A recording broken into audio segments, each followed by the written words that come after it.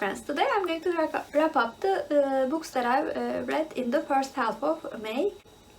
I read 5 books and I DNF'ed 1 book in the first 15 days of May.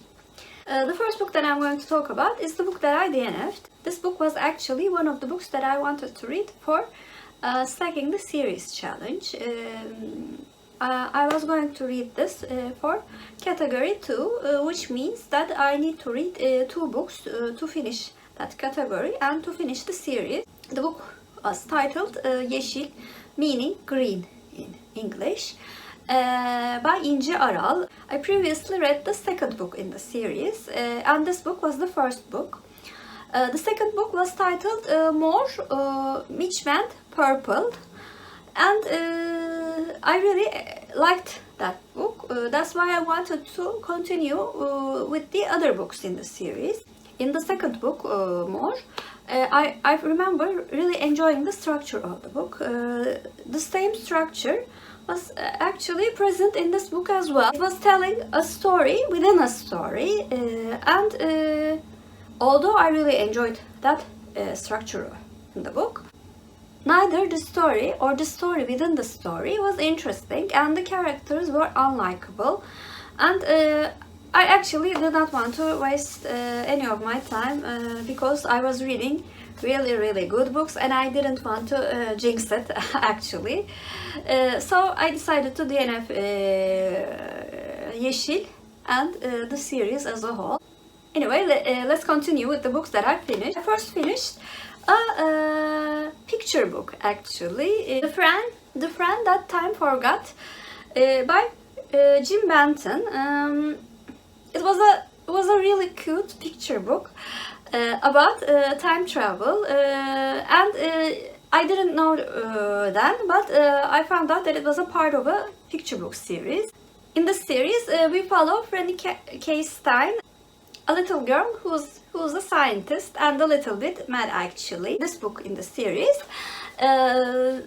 Franny joins a science fair, and in this fair she wins an award, and the other children in her school make fun of her middle name, and so she decides to invent a time machine and go back in time to change her middle name, and many very funny things happen in her adventure. I gave this middle grade picture book a 7 out of 10. It was really funny. I laughed out loud in some parts, and I don't know, maybe children would find it much more funnier than me, because even I found it funny. And I like the sort of twisted humor in the story. And Franny is a very strange child, but she's also very witty. I think I will read more books from Franny Stein series if I find them in my online library again. I then finished Dark Matter by Blake Crouch, and I buddy read this book with Naomi from Naomi's bookshelf. In this book, Jason Desson is an ordinary man who's a tutor at university, and he has a wife, Daniela, and a son, Charlie. One day, a man in a mask kidnaps him and then injects him with a serum, and Jason wakes up in a new reality. He did not marry Daniela, and his son is never born. First of all, I want to say that it will be really hard for me to express how much I love this book, but I will try my best. I read the synopsis before, so I knew it would involve an alternate reality, and as a fan of alternate realities, I knew that I would enjoy the general concept of it, but I never thought that I would like the writing style and the characters, and also I never expected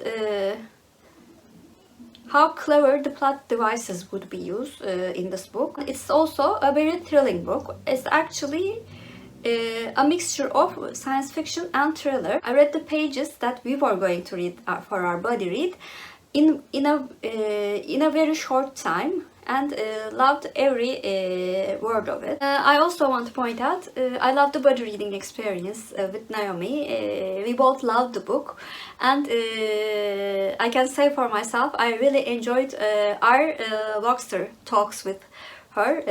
I rambled a bit, but I really wanted to shout out how much I loved this book, and she suffered my ramblings, I have to admit. So Dark Matter is one of the 2 books that I've given 10 out of 10 so far in 2020. And it is very likely it will be among my favorites as well. The third book that I finished was the book that I finished for the first week of quarantineathon. That is hosted by Getting Hygge with it. I finished Decameron in this week. I actually started reading this book at the end of March. When this prompt for quarantineathon was announced, I thought it's a very good excuse to finish this book in the first week of May, and I finished it. Decameron is a book that is written by Gionna, Boccaccio, and it's a compilation of short stories that is told by a group of people consisting of 7 women and 3 men. Stories they told to get over the stressing period of the plague in Italy in the summer of 1348. Each of the 10 people tells 10 stories in a day, and they take the weekends and they tell the stories actually in 14 days, which is like the usual quarantine process time when infected. So that was a very interesting concept of the book as well. I like the significance and the 14-day aspect of the book. I actually did not like the stories, and so I gave Decameron 5 out of 10. I found the stories to be extremely short. I really do not like short stories, and these being even shorter than regular short stories made it really hard for me to follow and connect with any of the characters in any of the stories. The stories mostly consisted of adultery stories, which is something that is really hard for me to read actually. And it also contains a heavy criticism of the church in the medieval times.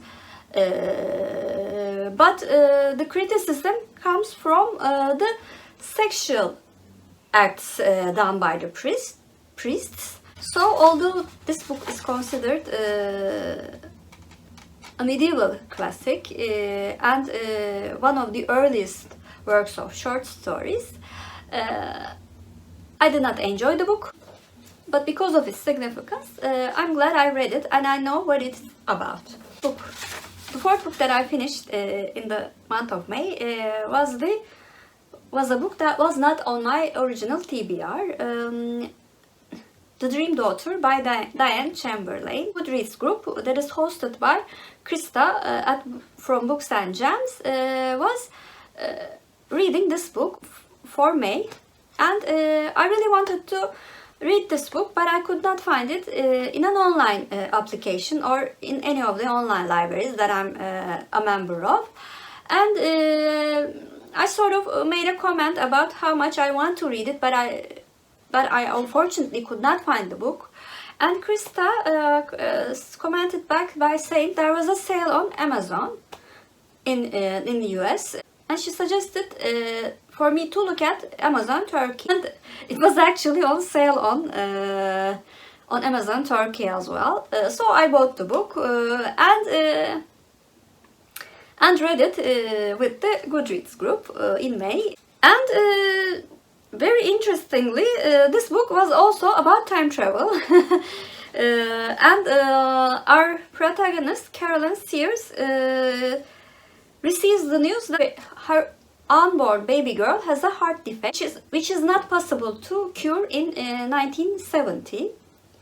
And her brother-in-law, Hunter, confesses that He's actually a time traveler coming from 2018. He suggests that her unborn baby's heart can be cured by the modern medicine in 2001, and should go to 2001 and after a consideration she travels to 2001, and many things happen following that time travel.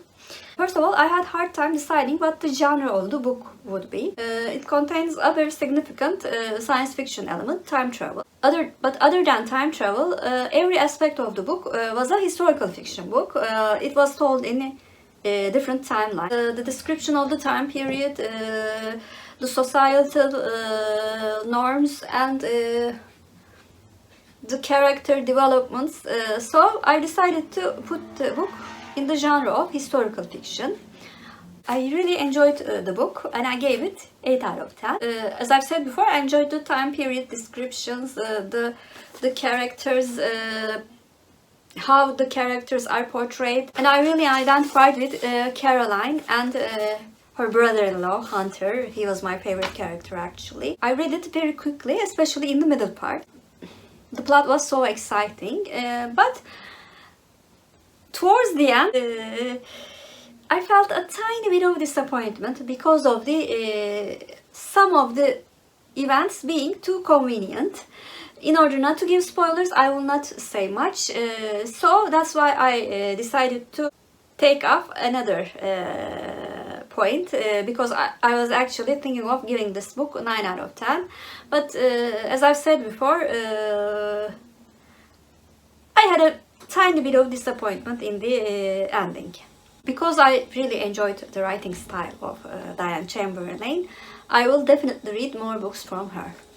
And the last book that I finished for the first half of May was the second book that I read for quarantineathon. I read the graphic novel Back to the Future, Untold Tales and Alternate Timelines. This is also a part of Back to the Future graphic novel series. This is the first volume. So I've started another series. Well, what can I say? I never knew that I would love reading graphic novels so much. Anyway, in this volume of graphic novel, Dr. Brown tells many stories to his children about the times that we did not see in the Back to the Future trilogy, and also some stories from his youth. As I said before, I read this for quarantineathon because Dr. Brown, although a very energetic person, his version in 1985 would be in risk from COVID-19, and that was the prompt for week 2. And I gave this graphic novel 8 out of 10 again. As I've said in the beginning part of my wrap-up, I'm not a big fan of short fiction. Back to the Future is one of my favorite movies, so it was inevitable that I would like the stories told, especially from Dr. Brown, because Dr. Brown, I think, is a fantastic character. Actually, 8 out of 10 is a very good rating for a short story collection. So I would advise this graphic novel series to all the lovers of Back to the Future and all the lovers of course, time travel and science fiction. And I would like to thank Melanie at Completely Melanie for recommending this graphic novel to me. So those were the 5 books that I completed and 1 book that I DNF'd in the first half of May. Please comment down below what was your favorite book that you read in the first half of May. Also, I would like to know about your suggestion about my Stacking the Series challenge. Do you think I should put another 2 books from a series for my Stacking the Series challenge? Or should I consider level 2 done, because my primary aim was to finish series. So although I'm DNFing this series is eliminated from the overall list, I actually have a backup plan, but I really would like to know your suggestions about this subject. Also, if you're a new viewer, please like and subscribe. Hope to see you very soon. Bye.